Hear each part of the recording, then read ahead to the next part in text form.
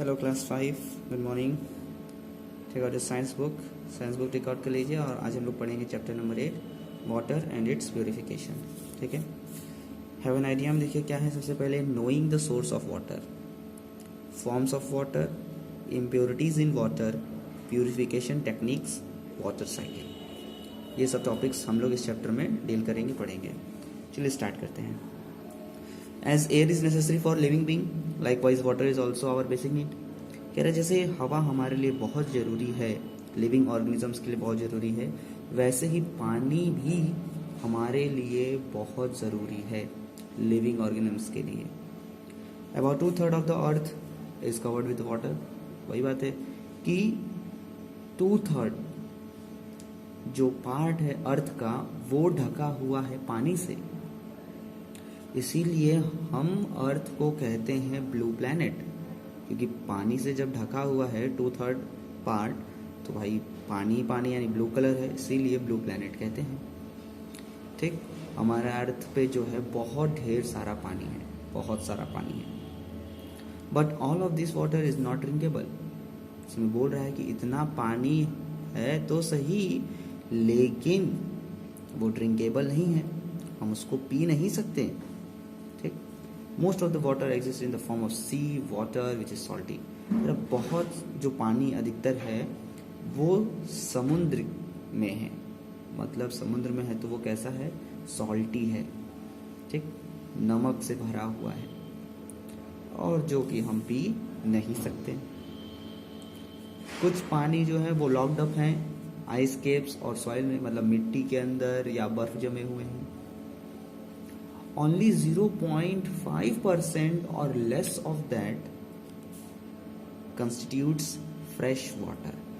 कह रहा है 0.5% या इससे भी कम परसेंट जो है वो फ्रेश वाटर है, जो पीने लायक पानी है, यानी 0.5 से भी कम।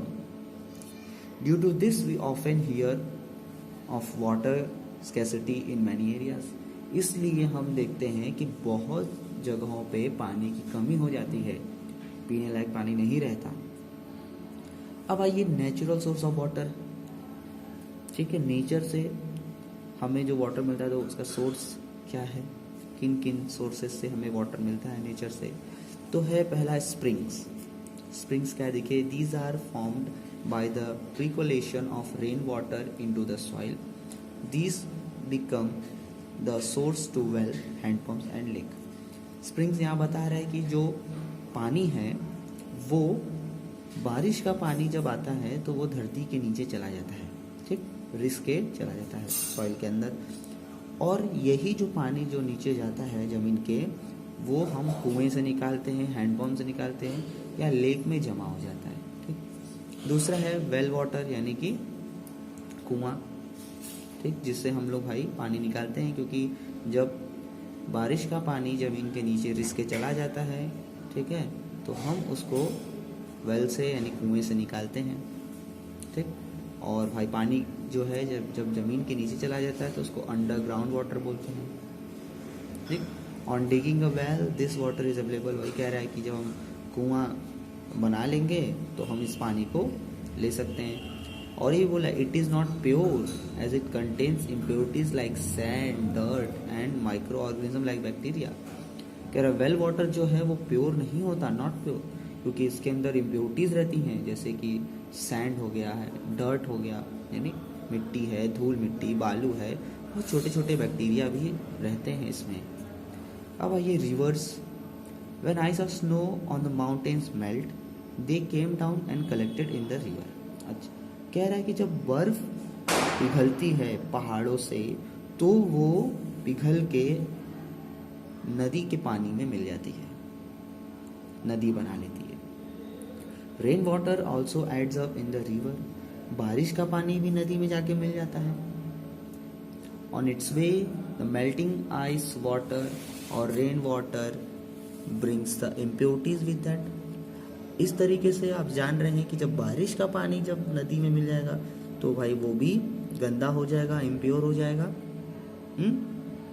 जो कि हम डायरेक्ट यूज नहीं कर सकते।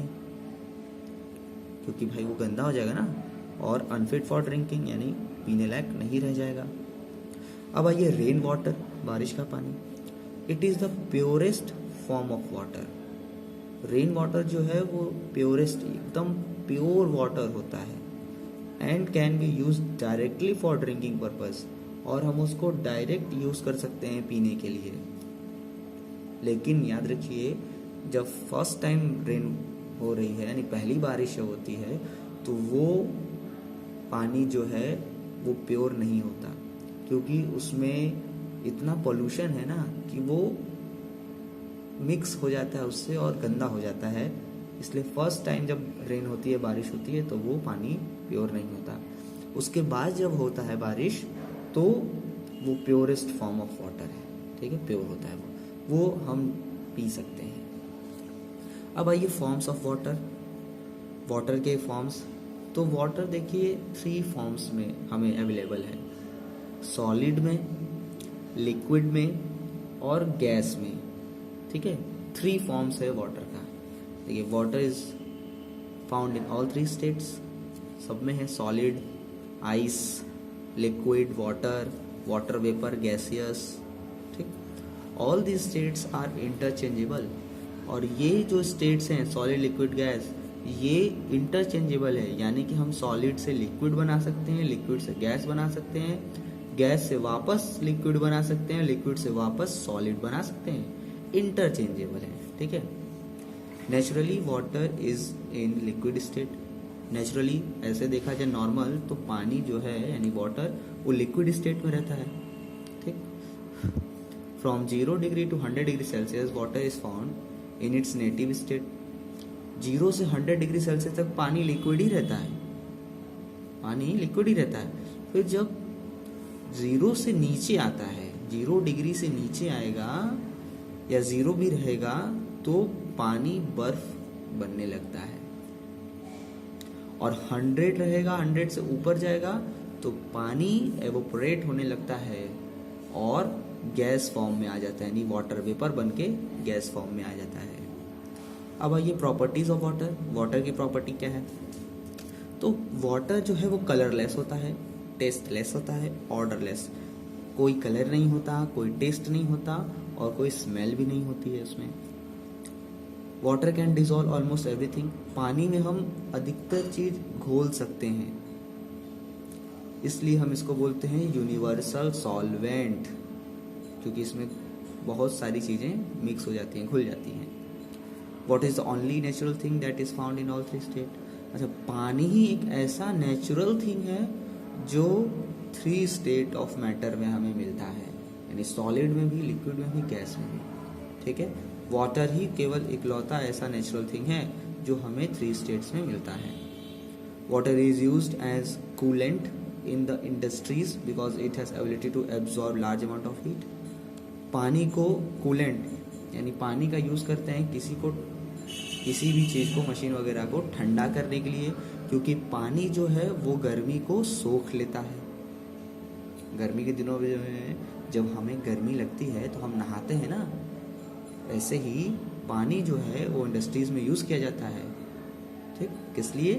ताकि गर्मी को सोख सके। आगे देखिए, it has the ability to move through roots and stem of plant. इसके पास ये एबिलिटी है, ये पेड़ की जड़ों में जाके उनके तनों से होते हुए उनके हर एक पार्ट में भी ट्रैवल कर सकता है, आ जा सकता है। जैसे हमारे वेन्स में, नसों में खून दौड़ता है, वैसे पेड़ में भी वाटर जो है सप्लाई होती है। अब आगे आइए, need to purify water. Water को प्यूरिफाई करना भाई बहुत ज़रूरी है। गंदा पानी तो पी नहीं सकते ना हम लोग, जब भी पियेंगे साफ पानी पियेंगे, तो साफ पानी के लिए हमें उसको प्यूरिफाई करना होगा, साफ करना होगा। चलिए देखते हैं। तो pure water is safe for drinking. Pure water safe होता है पीने के लिए, ठीक। रेन वाटर जो है वो प्योरेस्ट है, सबसे साफ पानी है जो कि हमें नेचर से मिलता है डायरेक्टली, और उसको हम पीने के लिए भी यूज़ कर सकते हैं। अदर सोर्सेज जो हैं जैसे कि रिवर है, पॉन्ड है, लेक है, वेल है, इसमें इम्प्योरिटीज़ होती हैं, इसमें कुछ ना कुछ इम्प्योरिटीज़ मिली होती हैं, गंदगी रहती है, ठीक है, ये प्योर नहीं होता, इसलिए ये पीने लायक नहीं होता। इसको हम डायरेक्ट यूज़ नहीं कर सकते पीने के लिए। तो क्या करना होता है, इसमें होता कैसे बता रहा है कि इसमें मिट्टी है, धूल है, कंकड़ पत्थर है, छोटे छोटे माइक्रोब्स हैं, बहुत सारी चीज़ें जो हैं इसमें मिली रहती हैं, इसलिए पीने लायक नहीं है। और जब ये सारी इम्प्योरिटीज़ जब मिल जाएंगी पानी में, तब पानी गंदा हो जाएगा। तो जब पानी गंदा हो जाता है तो इसका मतलब पानी पॉल्यूट हो गया, वाटर पॉल्यूट हो गया। ठीक, तो वही बोल रहा है water unfit for drinking it is known as water pollution. यानी ये सारी चीज़ें मड, सैंड, ग्रेवल, माइक्रोब्स, ये सब जब मिल जाती है पानी में और पानी को अनफिट कर देती हैं, यानी कि गंदा कर देती हैं, तो वाटर पोल्यूशन होता है। If any person drinks water from these, अगर कोई भी पानी इन चीज़ों से पी लिया, जो भी सोर्सेस हैं, अगर पी लेगा तो क्या होगा? तो भाई जाहिर सी बात है, आप जान रहे हैं क्या होगा। इन सभी जगहों से अगर वो पी लिया तो वो बीमार हो सकता है।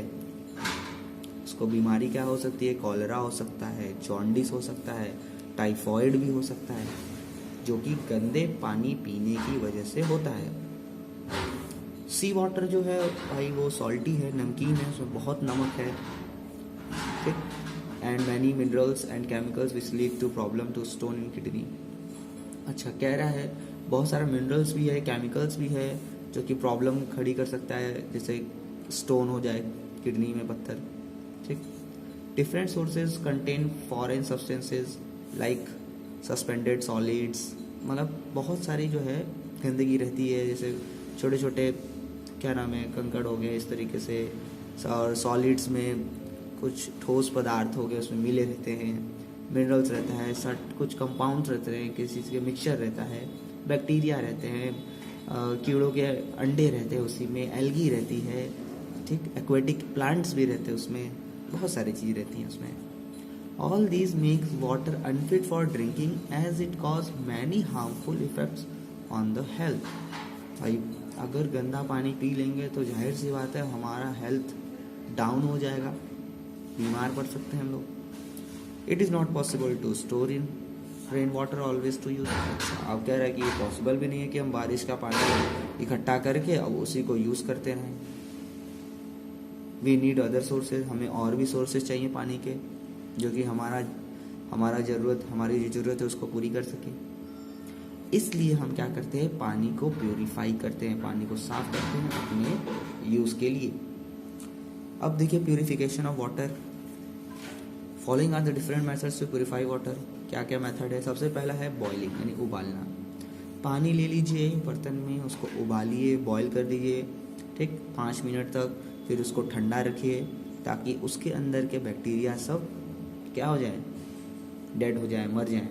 फिर बाद में उस पानी को छान लीजिए, ठीक है, फिल्टर कर लीजिए, छान के फिर उसको पीजिए भाई, वो प्योर हो जाएगा, सब बैक्टीरिया जब सब मर जाएंगे उसमें। सेकंड नंबर है इवेपोरेशन। इवेपोरेशन यानी पानी को एवापोरेट कराना और उसके बाद फिर से उसको लिक्विड में कन्वर्ट करना।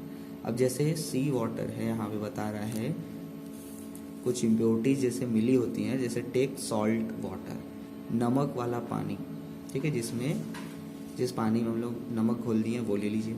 अब क्या करिए, पहले उस पानी को एवेपोरेट कराइए, यानी कि उसको गर्म करिए, गर्म करेंगे तो भाप बन के ऊपर आएगा। फिर जो गैसियस फॉर्म में है उसको आप एक ठंडे बर्तन की मदद से उसको पानी में, लिक्विड में कन्वर्ट करिए। तो आप देखेंगे कि जो वाटर वेपर उस ठंडे बर्तन पे आएगा वो पानी में बदल जाएगा, लिक्विड में छोटी छोटी बूंदें में बदल जाएगा। फिर वो बूंद जो है धीरे धीरे किसी बर्तन में हम अलग कलेक्ट कर लेंगे, और लास्ट में जो आप देखेंगे तो लास्ट में आपको सॉल्ट जो है वो इस बर्तन में, वेसल में बचा मिलेगा। तो ये एक तरीका है, ठीक है, अलग करने का और साफ पानी पीने के लिए, यूज़ करने के लिए, ठीक है। So we do not have the water but left with only impurities. अब क्या है, पानी को तो हमने अलग कर लिया और जो हमारे पास बर्तन बचा वो है सॉल्ट और इम्प्योरिटीज, ठीक। अब देखिए डिस्टिलेशन में क्या है। डिस्टिलेशन, ये फिगर आप देख रहे हैं, डिस्टिलेशन में होता क्या है, इसमें भी हम लोग पहले क्या करते हैं, बर्तन में पानी ले लेते हैं, ठीक, बर्तन में पानी ले लिया, फिर इसको देखिए यहाँ पे गर्म कर रहा है, देख रहे हैं गर्म कर रहा है। अब जब गर्म करेगा तो पानी गर्म होके भाप बनेगा। तो ये एक ट्यूब है जो कि गई हुई है, तो इसमें जो है पूरा भाप यानी जो गैस है इसमें आ जाएगा। अब ये गैस जब इससे होके गुजरेगा तो यहाँ पे हम एक ठंडा बर्तन रखे हुए हैं, ठीक है, ठंडा है ये, इसके ऊपर वाटर डाल रहे हैं ताकि जो गैस है यहाँ आके ठंडा हो जाए। तो जब ये गैस ठंडे बर्तन में जाएगा तो वो लिक्विड में वापस बदल जाएगा, ठीक है, लिक्विड में वापस बदल जाएगा। तो जब लिक्विड में बदल गया तो हमें यहाँ पे एकदम साफ पानी मिला पीने के लिए। तो इस प्रोसेस को हम बोलते हैं डिस्टिलेशन, ठीक, जो कि इवेपोरेशन से बहुत बेहतर है। इसमें बहुत ध्यान करना होगा, इसमें एंगल पे प्लेट रखना होगा कि भाप जो है इस पे आके पानी बन जाए और इकट्ठा हो सके। उसमें भी कितना जो वाटर वेपर है वो हवा में चला जाएगा, तो इसलिए ये बेस्ट है डिस्टिलेशन। अब आइए नेक्स्ट है सेडिमेंटेशन। आप देख रहे हैं यहाँ पे सेडिमेंटेशन में क्या है, तो बता रहा है कि in this method heavy impurity settle down at the bottom on keeping water for some time without disturbing. कह रहा है कि जैसे पानी ले लिए, इसमें मिट्टी अगर है तो होगा क्या, पहले आप उसको कुछ देर के लिए छोड़ दीजिए ताकि जो इम्प्योरिटी है यानी जो मिट्टी है वो धीरे धीरे धीरे नीचे बैठ जाए, ठीक। जब वो नीचे बैठ गई तो आप क्या करिए, settle down, collect water in other container. जो पानी है उसको दूसरे बर्तन में ले लीजिए, ठीक है, ग्लास रॉड से या हल्के किसी भी चीज से उसके ऊपर हल्का सा टच कराइए और पानी धीरे धीरे धीरे रिस के आ जाएगा। आ गया रॉड से स्लोली स्लोली। फिर बता रहा है कि ग्लास रॉड से जब आ गया इम्प्योरिटी, अब जो इम्प्योरिटीज है वो तो ग्लास में नीचे ही रह गया, उसको छोड़ दीजिए, बाकी जो साफ पानी है वो आ गया। तो इस मेथड को हम बोलते हैं डिकेंटेशन। इसमें देखो क्या कह रहा है, रॉड और any other rod slowly that impurities never disturb, this process is known as decantation. Impurities को डिस्टर्ब नहीं किया और पानी धीरे धीरे आ गया, इसी प्रोसेस को डिकेंटेशन कहते हैं। This gives you clean water, आपको ये साफ पानी देगा। This process of sedimentation and decantation will be done again and again till all impurities will be separated. ये प्रोसेस हम तब तक करेंगे जब तक इसमें की पूरी इम्प्योरिटीज अलग नहीं हो जाती, साफ पानी हमें मिल जाएगा। तो ये डिकेंटेशन सेडिमेंटेशन का प्रोसेस था। अब आइए नेक्स्ट है फिल्ट्रेशन। फिल्ट्रेशन में क्या होता है, अगर हैवी इम्प्योरिटीज हैं, पानी में मिली हुई मिट्टी है, चौक है या और भी अदर है, तो उसको सबसे पहले हम क्या करते हैं, एक फनल लेते हैं, कुप्पी, उसमें हम फिल्टर पेपर लेते हैं। इसको फिल्टर पेपर इस तरीके से रहेगा सर्कल में, इसको इस तरीके से फनल शेप का बना के फनल में डालेंगे। फिर क्या करते हैं, धीरे धीरे पानी को फनल में डालेंगे। इसमें से क्या होगा, उस फिल्टर पेपर से पानी धीरे धीरे छन के नीचे दूसरे बर्तन में जमा हो जाएगा और इसके अंदर की इम्प्योरिटीज जो है उस फनल में आ जाएगी, जमा हो जाएगी। हम इससे आसानी से जो हैवी इम्प्योरिटीज हैं उसको अलग कर सकते हैं। फिर हमें साफ पानी मिलेगा, फिर इस पानी को हम बॉईल करके अपने यूज के लिए बना सकते हैं। 6 नंबर है क्लोरीनेशन। क्लोरीनेशन क्या है, क्लोरीन गैस और chlorine tablet in water kills small living organisms and bacteria. Chlorine की गैस आती है और क्लोरीन का टैबलेट आता है जो कि हम पानी के टंकी में डाल देते हैं ताकि इसमें मौजूद छोटे छोटे ऑर्गेनिजम्स या बैक्टीरिया वो मर जाएं। It soils the taste of water. इससे होता क्या है कि थोड़ा टेस्ट तो खराब हो जाता है क्योंकि भाई दवा दवा आने लगता है, टेस्ट में महकने लगता है, बट वाटर बिकम्स प्योर, लेकिन पानी साफ हो जाता है, पीने लायक हो जाता है, ठीक। कभी कभी आप देखेंगे कि घरों में भी इस तरीके से आता है, नल में पानी महकता है, वो दवा दवा जैसा, पीने में दवा जैसा लगता है, लेकिन वो पीने लायक है। क्लोरीनेशन प्रोसेस यूज होता है उसमें। अब है 7th नंबर है वाटर प्यूरीफायर। वाटर प्यूरीफायर जो अधिकतर अभी सबके घरों में है, आरओ लगा होता है वाटर को प्यूरीफाई करने के लिए। तो ये इसमें होता क्या है कि these are the machine which automatically kill germs. ये मशीन है जो कि जर्म्स को किल कर देती है, मार देती हैं, बैक्टीरिया को मार देती है, रिमूव कर देती हैं। Soluble and insoluble impurities from water, soluble यानी जो घुली हुई इम्प्योरिटीज है वो, और जो घुल नहीं सकती वो, उन सबको अलग अलग कर देती है। और ये हम अपने घरों में इंस्टॉल करते हैं, लगाते हैं, ताकि हम साफ पानी पी सकें, और ये हमें साफ पानी देता भी है। ठीक, अब नेक्स्ट पेज पे आते हैं। नेक्स्ट है हमारा वाटर साइकिल। लास्ट टॉपिक है वाटर साइकिल। तो वाटर साइकिल आप बचपन से पढ़ते आ रहे हैं। वाटर साइकिल में देखिए है क्या, वाटर साइकिल बता रहा है कि जैसे पानी जो है अर्थ पे हमारे पास बहुत मात्रा में पानी है, इसलिए इसको हम ब्लू प्लैनेट भी कहते हैं। होता क्या है कि सन की हीट से सबसे पहले जो ओशन या सी का वाटर है, समुद्र का जो पानी है, वो गर्म होता है, हीट होता है। जब गर्म होगा तो पानी एवोपरेट होता है, यानी भाप बन के ऊपर की तरफ आता है। फिर जब वो भाप बन के ऊपर की तरफ आएगा तो जैसे जैसे वो ऊपर आएगा वैसे वैसे वो ठंडा होता जाएगा, और जब वो कूल्स डाउन होगा, ठंडा होगा, तो उस प्रोसेस को बोलते हैं कंडेंसेशन, यानी ठंडा हो गया। और जब वो ठंडा हुआ तो पानी की छोटी छोटी बूंद बनाएगा। अब वही पानी की छोटी छोटी बूंदें मिलके क्लाउड्स बनाती हैं, बादल। कंडेंसेशन का प्रोसेस होगा तो छोटी छोटी पानी की बूंदों में वाटर वेपर बदल जाएगा। अब वही छोटे छोटे जो वाटर ड्रॉपलेट्स हैं वो मिल के क्लाउड बनाते हैं, बादल। फिर जब बहुत सारा हो जाता है तब क्लाउड जो है हैवी हो जाता है, भारी हो जाता है।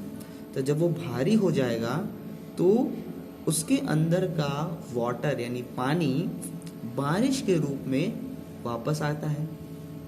तो जो वाटर क्लाउड से बारिश के रूप में नीचे आता है तो उसको हम बोलते हैं प्रेसिपिटेशन। इस प्रोसेस को बोलते हैं प्रेसिपिटेशन। ठीक, इसके बाद पानी वापस हमें मिल गया और वही पानी वापस समुद्र में आ गया। आप देख रहे हैं एवेपोरेट हुआ, कंडेंसेशन हुआ, प्रेसिपिटेशन हुआ, फिर वापस जो पानी था वापस समुद्र में, नदी में आ गया। यही प्रोसेस कंटिन्यूअस चलता रहता है, हमेशा चलता रहता है। तो इसी को हम बोलते हैं वाटर साइकिल, जो कंटिन्यूअस प्रोसेस है वाटर का। ठीक, जिसमें एवापोरेशन होता है, कंडेंसेशन होता है, प्रेसिपिटेशन होता है, तो उसी को हम बोलते हैं वाटर साइकिल।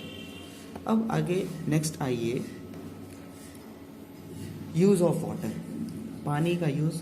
तो वाटर यूज फॉर बाथिंग, नहाने के लिए यूज करते हैं, खाना पकाने के लिए यूज करते हैं, कपड़े बर्तन धोने के लिए यूज करते हैं, सब्जी वगैरह फल वगैरह धोने के लिए यूज करते हैं, फर्श वगैरह को साफ करते हैं पानी से, फूलों को पानी देते हैं, पौधों को पानी देते हैं वाटर का। अब आगे बता रहा है वाटर यूज फॉर इरिगेशन, भाई खेती करने के लिए भी पानी बहुत ज़रूरी है, पानी चाहिए। प्लांट्स, ठीक है, यहाँ बता रहा है प्लांट्स को भी चाहिए, plants for preparation of food, plants को भी पानी चाहिए ताकि वो अपना खाना बना सकें फोटोसिंथेसिस के प्रोसेस से। It is use to produce steam for steam engine, steam engine के लिए स्टीम यानी भाप भी बनाता है पानी, क्योंकि पानी को जब गर्म करेंगे तो स्टीम बनेगा, भाप बनेगा। It is use in the production of ice, बर्फ जमाने के लिए भी पानी की जरूरत है। It is use as solvent and as coolant in many industries, इसको सॉल्वेंट और कूलेंट के लिए भी के तरीके से यूज़ किया जाता है। सॉल्वेंट यानी कि जिसमें हम कुछ भी चीज़ घोल सकें, जैसे हम पानी में कुछ भी घोलते हैं तो भाई सॉल्वेंट हो जाता है वो। कूलेंट आपको मैंने बताया कि बहुत सारे फैक्ट्रीज इंडस्ट्रीज़ में पानी का यूज़ किया जाता है ठंडा करने के लिए चीज़ों को। It is use to prepare fuel like hydrogen gas and water gas. Fuel hydrogen gas, ठीक, उसको प्रिपेयर करने के लिए भी यूज़ किया जाता है वाटर का। वाटर गैस जो है उसको भी किया जाता है यूज़, प्रिपेयर यानी इन सबको बनाने के लिए वाटर का यूज़ किया जाता है।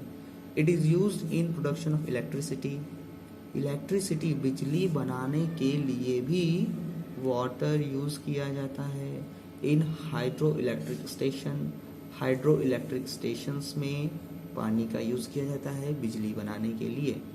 ठीक है, तो ये चैप्टर हुआ आपका कंप्लीट। चैप्टर को समझिएगा, अच्छे से देखिएगा वीडियो पूरा समझ के, और क्वेश्चन आंसर वगैरह जाएगा, उसको लर्न करिएगा।